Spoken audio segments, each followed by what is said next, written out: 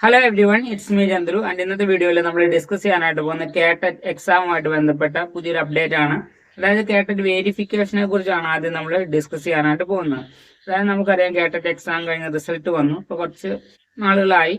അപ്പോൾ അതിന്റെ വേരിഫിക്കേഷൻ ഏകദേശം സ്റ്റാർട്ട് ചെയ്യാൻ പോവുകയാണ്. ഈ ജൂൺ 30 മുതൽ കേട്ടറ്റിന്റെ വേരിഫിക്കേഷൻ സ്റ്റാർട്ട് ചെയ്യുകയാണ് എന്ന രീതിയിലുള്ള ന്യൂസുകളൊക്കെ വന്നു തുടങ്ങിയിട്ടുണ്ട്.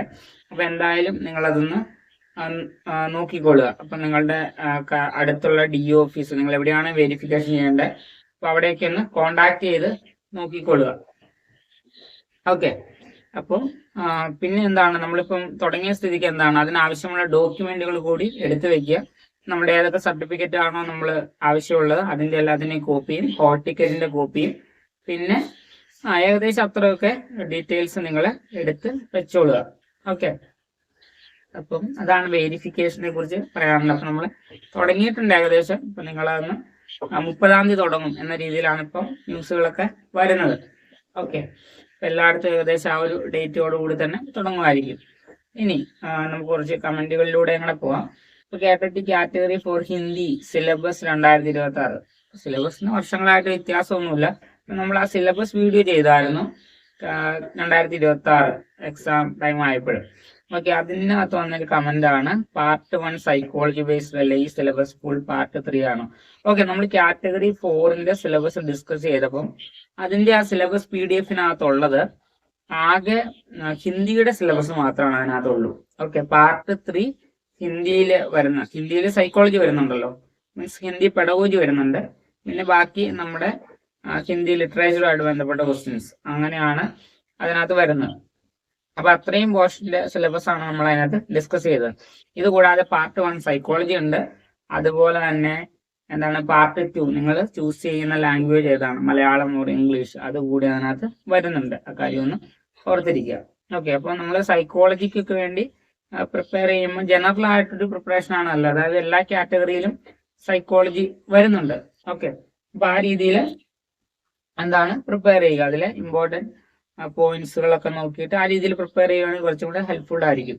ഓക്കെ. പ്രത്യേകിച്ച് കേട്ടറ്റിന്റെ സൈക്കോളജി മൊത്തത്തിലൊന്ന് നോക്കിയാൽ മതിയായിരിക്കും.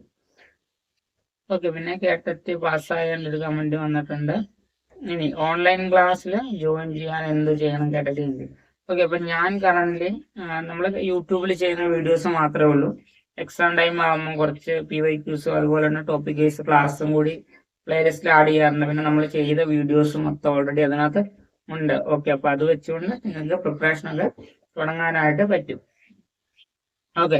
ഇൻവാലിഡ് രജിസ്റ്റർ നമ്പർ കാണിക്കുന്നു. അതിനെക്കുറിച്ച് പറയുകയാണെങ്കിൽ നമുക്ക് കേട്ടറ്റിന്റെ റിസൾട്ട് ഈ കഴിഞ്ഞ ദിവസങ്ങളിൽ ഒന്നുകൂടി ഒന്ന് പബ്ലിഷ് ചെയ്തെന്ന് ഒരു ന്യൂസ് കണ്ടായിരുന്നു. അപ്പൊ നിങ്ങൾ ഒന്നുകൂടി ചെക്ക് ചെയ്ത് നോക്കുക. ഇപ്പൊ ആർക്കെങ്കിലും മാർക്കിൽ എന്തെങ്കിലും വ്യത്യാസം ഉണ്ടെങ്കിൽ നമുക്ക് ചെക്ക് ചെയ്യുമ്പോൾ അറിയാനായിട്ട് പറ്റും.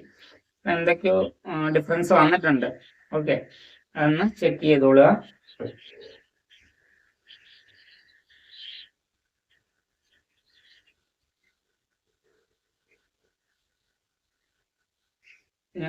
കേട്ടറ്റ് 4ന്റെ വേരിഫിക്കേഷൻ എന്തെല്ലാം കൊണ്ടുപോകണം, നമുക്ക് ആവശ്യമുള്ളത് നമ്മൾ ഏതൊക്കെ സർട്ടിഫിക്കറ്റ്, ഇപ്പൊ SLC +2 പിന്നെ ഡിഗ്രി ആണെങ്കിൽ അത്, BEdന്റെ ഉണ്ടെങ്കിൽ കാറ്റഗറി 3ലേക്ക് ഒരിക്കലും BEd, പിന്നെ അത് നിങ്ങൾ ഏതൊക്കെ ഇതിനാണോ നമ്മൾ അപ്ലൈ ചെയ്യുമ്പോൾ കുറച്ച് നമ്മുടെ ക്വാളിഫിക്കേഷൻ കൊടുക്കുന്നുണ്ട്. ഓക്കെ. അതിൽ കൊടുത്തിരിക്കുന്ന എല്ലാ ക്വാളിഫിക്കേഷനും സർട്ടിഫിക്കറ്റ് വിത്ത് കോപ്പി എടുത്ത് വയ്ക്കുക. പിന്നെ ഹോൾ ടിക്കറ്റ് കോപ്പി എടുത്ത് വയ്ക്കുക. ഓക്കെ. പിന്നെ അതുപോലെ തന്നെ ആധാറിന്റെ ഒരു കോപ്പി കൂടി ഉണ്ടെങ്കിൽ നന്നായിരിക്കും. പിന്നെ വേണമെങ്കിൽ ഫോട്ടോ ഇപ്പൊ വേണമെന്ന് എനിക്കറിയില്ല, ഒരെണ്ണം കയ്യിൽ വെക്കുകയാണെങ്കിൽ നല്ല. ഇത്രയൊക്കെ ഡോക്യുമെന്റ്സ് ആണ് നമുക്ക് മെയിനായിട്ട് ആവശ്യമായിട്ട് വരുന്നത്. എന്നായിരിക്കും വെരിഫിക്കേഷൻ ഇപ്പൊ ഏകദേശം ജൂൺ 30-ാം തീയതിയോടുകൂടി സ്റ്റാർട്ട് ചെയ്യുമെന്നാണ് അറിയാൻ കഴിഞ്ഞിട്ടുള്ളത്. അപ്പൊ നിങ്ങളുടെ കയ്യിൽ സർട്ടിഫിക്കറ്റ് എല്ലാം ഉണ്ടെങ്കിൽ നിങ്ങൾക്ക് ഇപ്പൊ തന്നെ വെരിഫൈ ചെയ്യാനായിട്ട് പറ്റും. ഓക്കെ. ഇനിയിപ്പോ നിങ്ങൾ പഠിച്ചുകൊണ്ടിരിക്കുക അങ്ങനെ എന്തെങ്കിലും കേസുകളാണെങ്കിൽ, അല്ലെങ്കിൽ നിങ്ങളുടെ ഒറിജിനൽ സർട്ടിഫിക്കറ്റ് കിട്ടിയില്ലെങ്കിൽ കുറച്ചുകൂടി വെയിറ്റ് ചെയ്യേണ്ടതായിട്ടൊക്കെ വരും.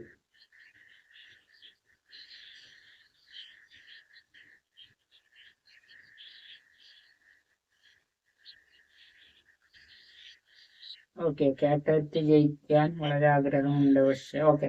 അതായത് നിങ്ങൾ എന്താണ് ഇപ്പം എക്സാം നിലവിൽ കുറച്ച് സമയത്ത് കുറച്ച് നാളുകൾക്കുള്ളിൽ നോട്ടിഫിക്കേഷൻ വരുള്ളൂ. ഇപ്പൊ നോട്ടിഫിക്കേഷൻ വന്നാൽ തന്നെ അപ്ലൈ ചെയ്യാനുള്ള ടൈമുണ്ട്.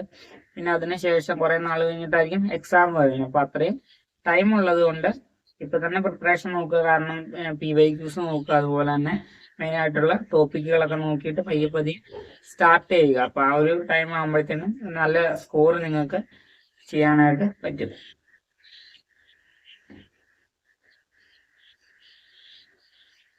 ഓക്കെ, അപ്പൊ മെയിൻ ആയിട്ട് കാറ്ററ്റ് വെരിഫിക്കേഷൻ തുടങ്ങി ആ ഒരു കാര്യം ഇൻക്ലൂഡ് ചെയ്യാനാണ് നമ്മളിപ്പോൾ ഈ വീഡിയോ ചെയ്തത്. ഓക്കെ, അപ്പൊ എന്തായാലും കാറ്ററ്റിന്റെ PYQസും ക്ലാസ്സും ഒക്കെ ആയിട്ട് നമ്മൾ അടുത്ത വീഡിയോയിൽ കാണാം. So guys, see you in the next. Okay, by.